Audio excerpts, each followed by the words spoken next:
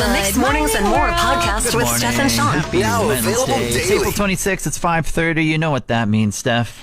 Boomsies, we get a raise. Yeah, easy raise for us. Yesterday we were chatting around this time about the wind and how your yard was just gathering all the things. Yeah, gathered a Halloween rug, somebody else's tea towel. You were saying some socks. Yeah, no, my area has gathered all the wind. Yesterday, it was garbage day in my area. The wind continued on all throughout. I need a garbage day for the garbage day, essentially. It was just knocking over all the bins. Really? That strong? Yeah, like truck rolls through, picks up the bin, dumps the heavy one. Now it's empty, and all of the bins are just laying out there, and it's like a scramble. It's like, guess what bin is yours? I don't know. Take a guess. I think if I had a stinky bin that I accidentally poured like sticky stuff on the side, just stinky garbage, I would let someone else take that one. I'd be like, that's not mine. What are you talking about? I'm going to grab this clean one over here and drag it to my house. Oh, totally. I'd be checking the cams. Like, where did my bin go and how do I stay as far away from it as possible? Yeah, because we actually got new bins to our area, and I don't think a lot of people wrote like their house number on it.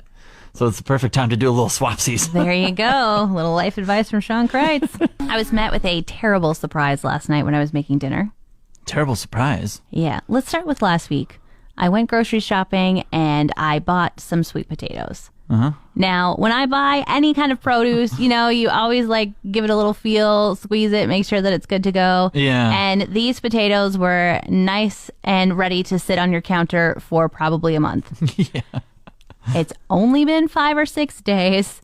And I cut the first 2 sweet potatoes. Life is good. I go to pick up the third and screamed out loud when my thumb actually went through the sweet potato. Oh, that's nasty.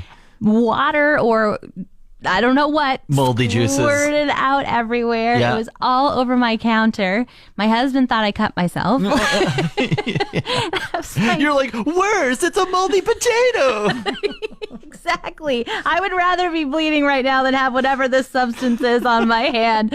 Oh, it was so gross. And then I had to be like, has it infected all the other potatoes in this bag? Or do I just have to clean? I had to make the decision. And unfortunately, it was to waste the... Awesome. Yeah. It was like... Yeah. I don't know where this juice got onto.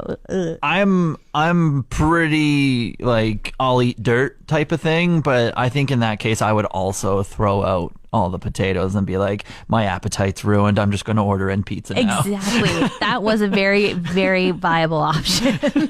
I hit the golfing driving range for the first time yesterday, and it was probably one of the best times that I've had. Wow. Did it feel good to be outside hitting some balls? It did. That part felt good. It felt good to just swing the clubs again, but it wasn't even to do with my golf game. It was to do with another person out there on the range. Okay. And it was one of the most fascinating scenes that I have ever seen. So this homie shows up, orange pants, Oilers jersey, and he has his bucket of balls, he has his golf bag on his back, and then he has what seems to be a large square-looking object in his hand that he's carrying. I wasn't really paying too much attention, but I just caught it out of the glimpse of my eye, and I started hitting away. Okay. 2 minutes go by, and all of a sudden you kind of hear like some music and stuff, and turn back my shoulder as like I'm grabbing a different club just to like look over and see what happens.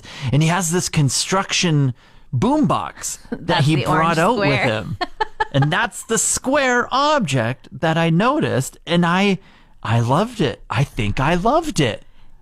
Did he put on some tunes? Some good tunes for you? Or, like, was that the part that you loved? Or you just loved that he was his own person being like, I am a passionate Oilers fan and I need to get pumped up for the game? Both. So I love that he was just mashing it and he was just repping the colors, but I also loved that he had some heavy metal going on as well.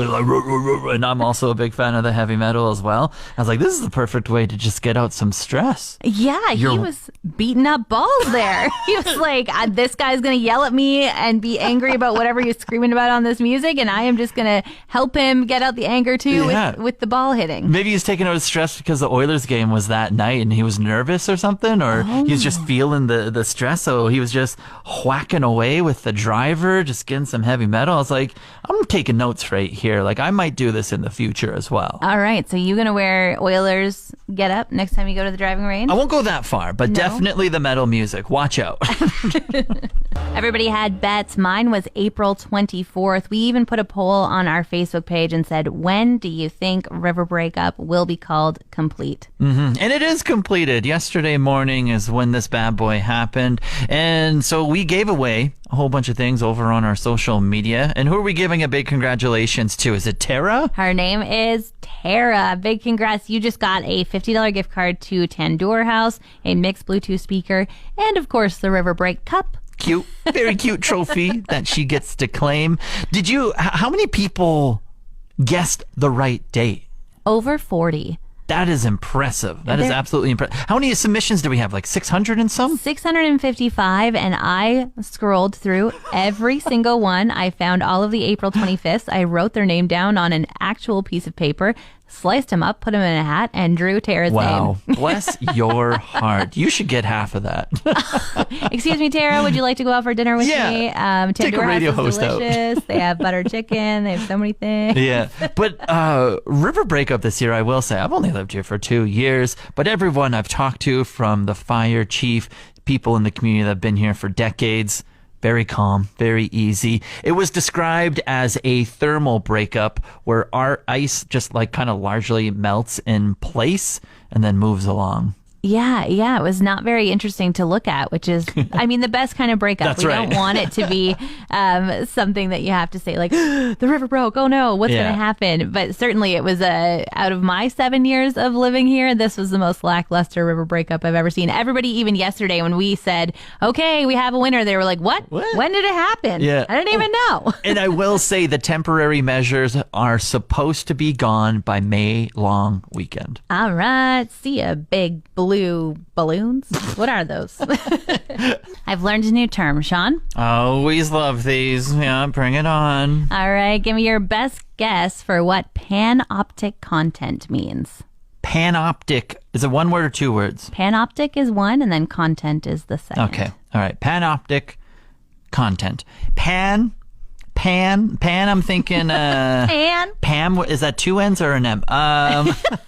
One end. Like a frying pan. I'm going panorama here. You know, on your photo, panoramic view. Okay. And then optic, eyes, obviously.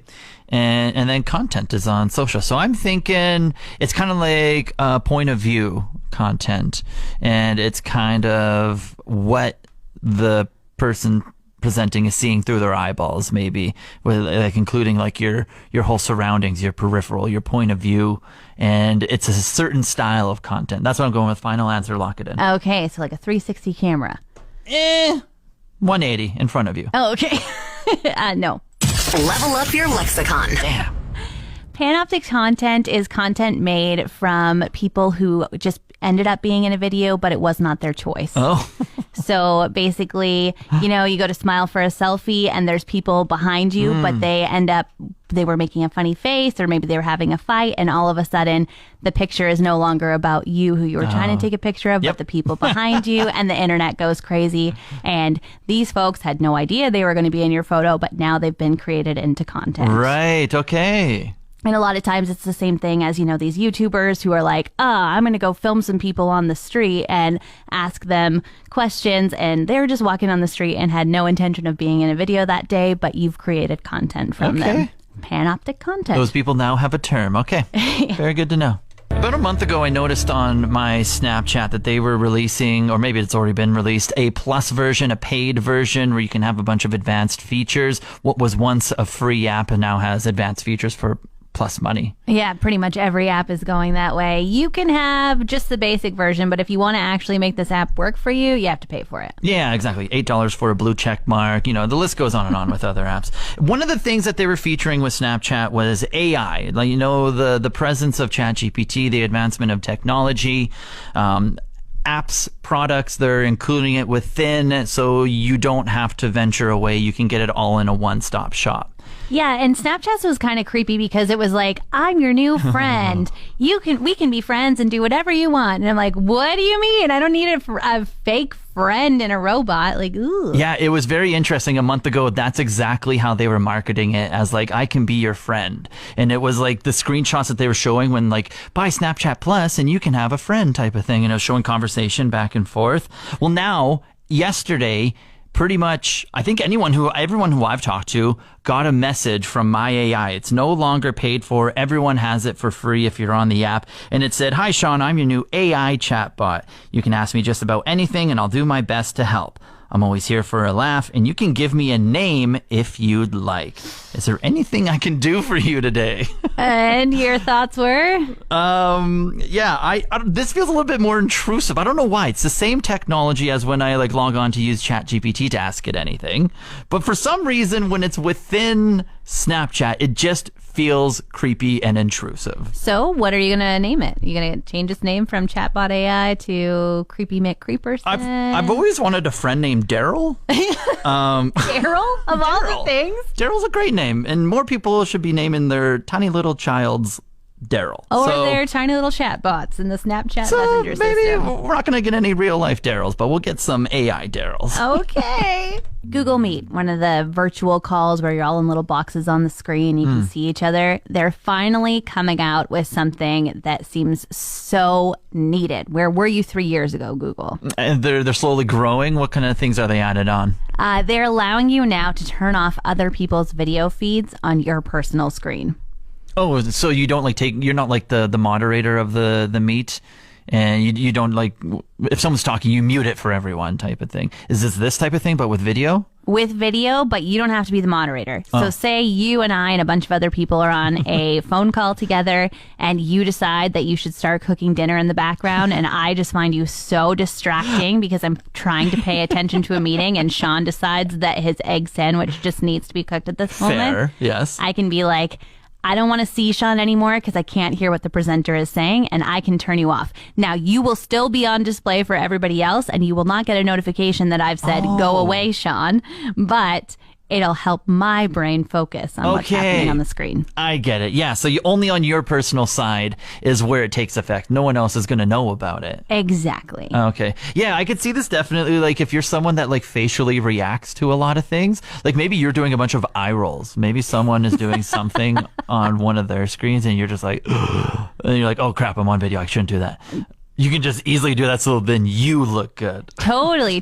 And I do find that people find a million things to do on video screen, because the camera's facing you as well. If your camera's on, you have to look at yourself. I wish every single video platform would realize how we could turn that off, because that's the other thing. There's always somebody distracting that I would totally turn off that's like, oh my gosh, my hair is such a mess. Oh, I should really wipe underneath my eyes. It looks like I have bags under my eyes. Oh, I better wake up my cheeks as well. And it's like, you are on display. We can all see you too. Yeah. You don't have to see them anymore. By the time you think of all those thoughts, the meeting's over. And you're like, well, there goes the whole meeting. It's just looking at the videos the whole time. Hope they send an email, because I don't know what they said. It's Wednesday, which means it's SPCA Pet of the Week Day. Big shout out Pet Value, Downtown and Eagle Ridge. And big shout out Misty, Kim, and the little fella you brought along. The handsome little man is Flynn. He's our 6 to 7 month old St. Bernard Cross.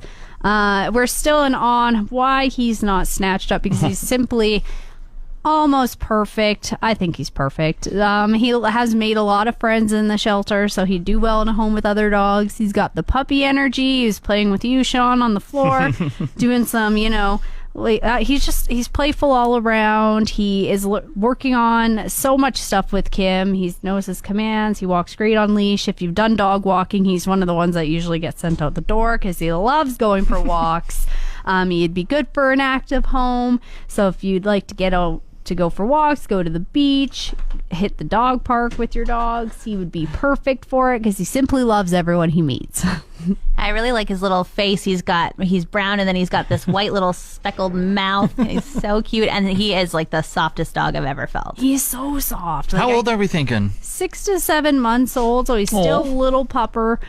He's still I'm pretty sure he's all around. Kim's done incredible work with him. All the attendants have done work with him. So he's pretty much ready to go, ready to step foot in his new home, get to know his new family. So all around, he's good to go.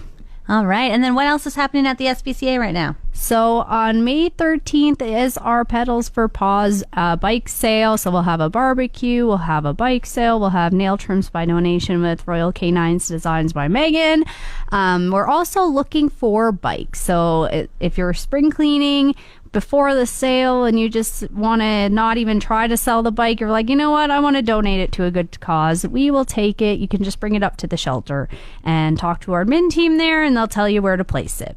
All right. Misty, thanks so much for joining us, and thanks for bringing Flynn. If you want to see Flynn, you can check him out on the Facebook Live in a couple minutes here, but also stop by the SPCA and go meet him.